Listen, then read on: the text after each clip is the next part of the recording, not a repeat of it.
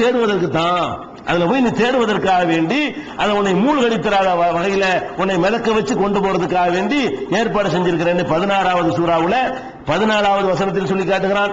இதே கருத்தை 17வது சூறாவுல சூரத்துல் இஸ்ராவுல 66வது வசனத்துல அல்லாஹ் சொல்லி காட்டுகிறான். அதே மாதிரி ஃபாத்திர் 40வது சூறாவுல 12வது வசனத்துல இப்படி சொல்லி காட்டுகிறான். இப்படி எல்லாம் நம்ம அல்லாஹ் சொல்றதை பார்க்கிறோம். அதே மாதிரி அல்லாஹ் என்ன செய்யறான்னு கேட்டா வேற வேற இடங்கள்ல கூட இப்ப ஜும்மா தொழுகை இருக்கிறது. ஜும்மா தொழுகைக்கு பாங்க சொல்லப்பட்டா என்ன செய்யுங்க, இதா நூதிய லிஸ்ஸலாத்தி மின் யௌமில் ஜும்மா, ஜும்மாவுல அழைப்பு விடுக்கப்படுமையானால் ஃபஸவு இலா திக்ரில்லாஹ், அல்லாஹ்வை நினைவு கூறுவதற்கு விரைந்து வாருங்கள், வதருல் பை, வியாபாரத்தை விட்டு விடுங்கள். உடனே பாங்க சொல்லப்பட்டா என்ன செய்யணும், உடனே வியாபாரத்தை விடணும், ஓடி வரணும் அப்படின்னு நல்லா சொல்றான். சொல்லிவிட்டு ஃபைதா குலியத்தி ஸலா, தொழுகை முடிக்கப்பட்டு விடுமையானால் ஃபன்தஷிரு ஃபில் அர்தி, விரைந்து ஓடு பூமி, புடி நின்று ஊர் வெட்டி பேசிட்டு கூடாதான். தொழுகை முடிஞ்ச ஓடணும், போய் கடைவி திறந்து வியாபாரம் பண்ண எவ்வளவு காத்துட்டு இருப்பான். இந்த டயத்துக்கு ஓடி வரணும். தொழுகை முடியுமையானால் ஃபன்தஷிரு ஃபில் அர்தி, பூமியிலே பறந்து சென்று வபுத்தகு மின் ஃபضலில்லாஹ், அல்லாஹ்வுடைய அருளை தேடுங்கள். அருள்ங்கறான் காசு பணத்தை தேடுறது. இதுக்கு கூட கஸாலி என்ன செய்யறாருன்னா அல்லாஹ்வுடைய அருளை தேடுங்கள்னா கல்வியை தேட சொல்றான். கல்வி பள்ளியாசலுக்கு வந்தாடலாமே, அது வெளியே போய் தரணும். பள்ளியாசலும் தொழுகிறாங்க, அதுல மயான் கேட்கறாங்க, அதுதான் கல்வி கிடைச்சிட்டு இருக்குது. அது முடிஞ்சிட்டு இப்ப தேட சொல்றது சொல்றான்ல, போய் காசு தேடத்தான் சொல்லி சொல்றான். வியாபாரத்தை போட்டு வந்தீங்கள, கடை அடைச்சிக்கல, இப்ப தொழுவ முடிஞ்சிருச்சுல, ஓடு அல்லாஹ்வுடைய அருளை தேடு. சூரத்துல் ஜும்மாவுல 10வது வசனத்துல என்ன செய்யறான்ல சொல்லி காட்டுறதை நம்ம பாக்குறோம். அதே மாதிரி இப்ப தாவூத் நபி இருக்கிறாங்க, அவங்களுக்கு பத்தி அல்லாஹ் பேசும்போது சொல்றான், வல்லமுனாஹு சன்னத்தல் அபூசின் லக்கும் லிதுஹ்சினக்கும் மின் பாசிக்கும், உங்களை எதிரிகளுடைய தாக்குதலில் இருந்து உங்களை காத்துக் கொள்வதற்காக வேண்டி உருக்கு சட்டை எப்படி செய்வது என்ற ஆற்றலை தாவூத் நபிக்கு நம்ம கற்றுக் கொடுத்தோம். அல்லாஹ் சொல்றான், தாவூத் நபி இரும்பை உருக்கி அதையே சட்டையாக செய்வது, கவசமாக. அது வாளுகள்லாம் வெட்டாது. அந்த காலத்துல உள்ள யுத்த முறை வாளு தானே, வாளு ஈட்டி அம்பு இதுகள் மூலமா தான் தாக்குவாங்க. இதெல்லாம் தாக்காம இருப்பதற்காக வேண்டி இரும்புனாலே சட்டை சங்கிலி சங்கிலியா போட்டு அது வளைகிறதுக்கு சங்கிலி கொடுத்துப்பான். அந்த இடத்துல மூவிங் இருக்கிற எந்த இடத்துல வளையுமோ அந்த இடத்துல சங்கிலி கொடுத்திருப்பான், மற்ற இடத்துல பட்டையா வச்சிருப்பான். அது இரும்பு சட்டை கவசம்ன்றதுக்கு பேரு. அந்த மாதிரியான ஒரு கவச சட்டையை தாவூத் நபிக்கு நம்ம கற்றுக் கொடுத்தோம் நல்லா சொல்லி காட்டுறான். எதுக்கு சொல்றேன்னு கேட்டா, இதுக்கு கவசம் இருக்கு, சாவணும் செத்து போயிருவோம், பொழைக்கணும் பொழைச்சிட்டு போயிருவோம். உங்களை காப்பாத்துறதுக்கு அல்லாஹ் எப்படிதான் காப்பாத்துவானா, இப்படிதான் காப்பாத்துவானா, உங்களை காப்பாத்துவான். எப்படி காப்பாத்துவான், போர்க்களத்துல காப்பாத்துறதுக்கு கவசத்தை தந்து காப்பாத்துவானே தவிர கவசத்தை தராம உங்களை காப்பாற்றுன்னு சொல்லல. நீங்கள் யுத்தத்தில் உங்களை காத்துக் கொள்வதற்காக வேண்டி கவச ஆடைகளை தந்து அல்லாஹ் உங்களை காப்பாத்துறான் அப்படின்னு சொல்றதை நம்ம பாக்குறோம். அவ்வளவு வேண்டியதில்லை. அதே மாதிரி இது எங்க இருக்குதுன்னா 21வது சூறாவுல 80வது வசனத்தில் இருக்கிறது. 4வது சூறாவுல 102வது வசனத்தில் அல்லாஹ் அற்புதமான ஒரு விஷயத்தை சொல்றான். யுத்த களத்துல தொழுகை நேரம் வந்துருச்சு. போர்க்களத்துல தொழுகை நேரம் என்ன செய்யணும், யுத்தம் நடந்துகிட்டே இருக்கு. ஒரு பக்கம் பாதியை பிரிச்சுக்கணும். 1000 பேர் இருந்தாங்கன்னா 500 பிரிச்சுக்கிறணும். ஒரு 500 தொழுகணும், ஒரு 500 யுத்தத்தில் நடந்துகிட்டு இருக்கணும். யுத்த காலத்தில் கூட ஒரு 500 பேர் போர்ல இருக்கணும், ஒரு 500 பேர் என்ன செய்யணும், தொழுகையில் ஈடுபடணும். அப்படி ஈடுபடும் பொழுது கூட நபிகள் நாயகம் தொழுகை நடத்துவாங்களா, பாதி பேர் தொழுவாங்க. இமாமுக்கு 2 ரக்காத்து, அவங்களுக்கு 1 ரக்காத்து. அப்ப இவங்க 1 ரக்காத்து தொழுது முடிச்சுட்டு இவங்க அங்க போயிடணும், போய் இவங்க சேர்ந்தோம் அவங்க வந்துருவாங்க. இவங்க அது இமாம் தனியா நின்றுட்டு தொழுது ஓடிட்டு இருப்பாங்க பெருசா. இவர் என்ன செய்வாரு, போய் தொழுகை 1 ரக்காத்தோட இவர் சலாம் கொடுத்துட்டு இமாம கட் பண்ணிட்டு போயிருவாரு. போய் என்ன செய்வாரு, அந்த இடத்துல அந்த அணிக்கு முன்னாடி இவர் நின்று கொண்டு யுத்தத்தை பாப்பாரு. இவங்க ஒண்ணு அப்படி என்ன செய்யணும், இந்த 500 பேர் தொழுகையில சேர்ந்து கொள்ளணும் அல்லாஹ் சொல்றான். இப்படி சொல்ற அல்லாஹ் 402 இது விரிவா விளக்குறான். அல்லாஹ் நம்ம விளக்கும்போது என்ன சொல்றான்னு கேட்டா, வல் யாஹுது ஹித்ரஹும் வஸ்லிஹத்தஹும், தொழுகையில தானே இருக்கிறோம். அல்லாஹ் தொழுகும் போது அல்லாஹ் நம்மளை பாதுகாக்கிற பொறுப்பாயிரும்ல. அல்லாஹ்வுடைய நினைவுக்காக அப்படி அர்ப்பணிச்சுட்டு இருக்கிறோம். அப்படி நினைத்து கொண்டு அசால்ட்டா இருந்துறாங்க. தொழுவும் போதே கேர்ஃபுல்லா இருங்கிறான். அப்படி பார்க்க சொல்றாங்க. தொழுவும் போது எதுல பார்க்கணுமா, வல் யாஹுது ஹித்ரஹும், ரொம்ப எச்சரிக்கை உணர்வோடு தொழுங்கள். எச்சரிக்கை தானே, அங்கிட்டு வர்றானா அங்கிட்டு தொழுவுறங்கிற பேர்ல அந்த தொழுவுற கண்ணை மூடிட்டு அந்த இடத்துல கண்ணெல்லாம் போடக்கூடாது. என்ன செய்யணும், அதை தாண்டிக்கிட்டு 500 பேரையும் தாண்டிக்கிட்டு அழுவர் வந்துடுறானா, குத்த வந்துருவானா, ஈட்டி வருதா அம்பு வருதான்னு என்ன செய்யணுமா, அப்படித்தான் எல்லாம் தொழுவ சொல்றான். அல்லாஹ் ஈடுபடுன்னு சொல்லிட்டு உன்னை சாவடிக்க விரும்பல.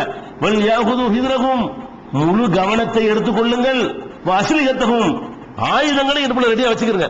தொழும்போது ஆயுதத்தை வெளியே எடுத்துடக்கூடாதான். இந்த இடத்துல நிக்கிறோம், அப்புறம் போய் எடுத்துட்டு வரதுக்குள்ள ஆள் பண்ணிட்டு போயிருவாங்க. அப்ப நீங்க தொழுது கொண்டிருக்கிற நேரத்தில் கவனமாக இருங்கள். உங்கள் ஆயுதங்களையும் கையில் எடுத்துக் கொள்ளுங்கள். யுத்த காலத்தில் போர்க்களமா இருக்குமே. ஆனால் இப்ப நம்ம என்ன செய்யணும், அல்லாஹ் மேல தவக்கல். நாங்க அல்லாஹ்வை தொழுகிறோம், தொழுகிற எங்களை அல்லாஹ் காப்பாற்ற மாட்டானா, அல்லாஹ் தானே சொல்றோம், அல்லாஹ்வுக்காக தானே விட்டுட்டு வர்றோம், அவன் எங்களை காப்பாற்றுற பொறுப்பு இல்லையா அப்படின்னு இருக்க சொல்றானா? கவனமாக இருந்துட்டு ஆயுதத்தோடு இருந்துன்னு சொல்றானா?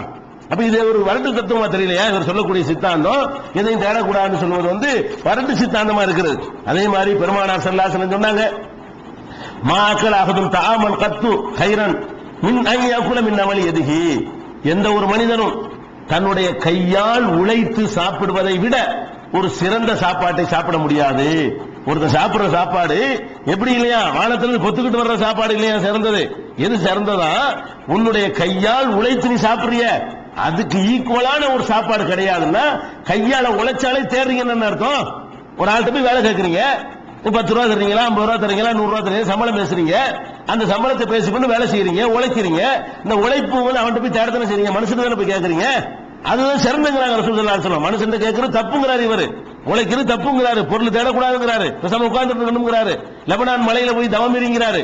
ஆனால் இப்ப அல்லாஹ்வுடைய ரசூல் என்ன சொல்றாங்க? நீ பொருளாதாரத்தை தேடி கையால் உழைத்து சாப்பிடுவதை விட சிறந்த மாக்கள் அகதும் தாமன் கத்து கைரும் மின் மின் அமல் எதுகி.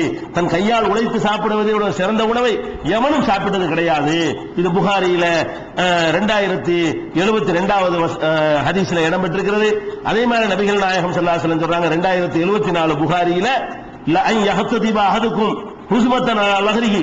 உங்கள ஒருவர் ஒரு விறகு கட்டை தோளில் சுமந்து கொண்டு அதை போய் விற்பனை செய்து அதை வெத்து காசாக்கி அதை சாப்பிடுவதற்கு அது கையேந்தி சாப்பிடுவதே சிறந்தது ரசூலுல்லாஹ் சொல்றாங்க. உழைக்க சொல்றாங்க, தேட சொல்றாங்க.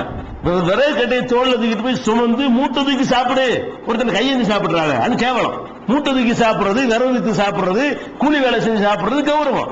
நீ அந்த கௌரவத்தை அடைஞ்சிக்க என்று பெருமானார் ஸல்லல்லாஹு அலைஹி வஸல்லம் சொன்னதை புகாரில 2074வது ஹதீஸ்ல பார்க்கிறோம். அதே மாதிரி பெருமானார் ஸல்லல்லாஹு அலைஹி வஸல்லம் காலத்தில் நடந்த ஒரு சம்பவம், சாத் இப்னு அபி வக்காஸ் பெரிய முஹாஜிர், நல்ல சஹாபி. அவர் ரொம்ப கஷ்டமா இருக்கிறார். அப்ப வேதனை, கடும் வேதனையில துடிக்கிறார். அப்ப ரசூல் ஸல்லல்லாஹு அலைஹி வஸல்லம் என்ன செய்யறாங்க? அவர் நோய் விசாரிக்க வர்றாங்க. அவர் உடம்பு சரியில்லாம இருக்கிறாரு, ஒரு நோய் விசாரிக்க வர்றாங்க. அப்ப அவர் சொல்றாரு, அல்லாஹ்வுடைய தூதரே, எனக்கு நல்லா அல்லாஹ் பரக்கத்தா பணம் காசு தந்திருக்கிறான், வசதி நிறைய இருக்கிறது. ஆனால் எனக்கு பொம்பளை பிள்ளைங்க தான் இருக்கு, ஒரே ஒரு பொம்பளை பிள்ளை தான் இருக்கு. இவ்வளவு சொத்து இருக்குது, இவ்வளவு சொத்து ஒரு பொம்பளை பிள்ளைக்கு தேவையில்லை, அதை விட ஜாஸ்தியா அல்லாஹ் எனக்கு தந்துட்டான். அவர் சொல்றதுல இருந்து என்ன வழங்குது? அவ்வளவு சேர்த்திருக்கான்னு வழங்குது. எனக்கு அல்லாஹ் பரக்கத்தை தந்துட்டான், ஒரே ஒரு பொம்பளை பிள்ளை தான் இருக்குது, அதனால அதுக்கு அவ்வளவு தேவையில்லை. அதனால நான் என்ன செய்ய போறேன்னு கேட்டா, என்னுடைய பொருள்களை என்னுடைய பொருளாதாரத்தில் 3/2 66%, 66% நான் தர்மம் செஞ்சுட்டுமா கேட்கிறாரு. எனக்கு ஒரே பொம்பளை பிள்ளை இருக்கு, நிறைய சொத்து இருக்குது, இவ்வளவு சொத்து இந்த பொம்பளை பிள்ளைக்கு தேவையில்லை, ஒரு 1 தேட மகளுக்கு கொடுத்துவிட்டு ஒரு 2 தேட நான் தர்மம் செஞ்சிடறேன், 3/1 மகளுக்கு கொடுத்து விட்டு 3/2 எடுத்து நான் என்ன செய்யறேன், தர்மம் செய்யட்டுமான்னு கேட்கிறாரு. அப்ப ரசூல் ஸல்லல்லாஹு அலைஹி வஸல்லம் அதெல்லாம் செய்யக்கூடாது அப்படிங்கிறாங்க. அப்ப அவர் என்ன கேட்கிறாருன்னா, பிஸ்ஸத்ரி பாதி செய்யட்டுமாங்கிறாரு, 50 செய்யட்டுமா, இருக்கிற சொத்துல 66% வேணாம், ஒரு 50% நான் தர்மம் செய்யட்டுமான்னு கேட்கிறாரு. அப்ப ரசூல் ஸல்லல்லாஹு அலைஹி வஸல்லம் அதுவும் கூடாது, அப்படிலாம் செய்யக்கூடாதுங்கிறாங்க. அப்புறம் அவர் கேட்கிறாரு, அசுலுசு 3/1 தர்மம் செய்யட்டுமா, 33% செய்யட்டுமா, 1/3 பண்ணட்டுமா அப்படின்னு கேட்கிறாரு.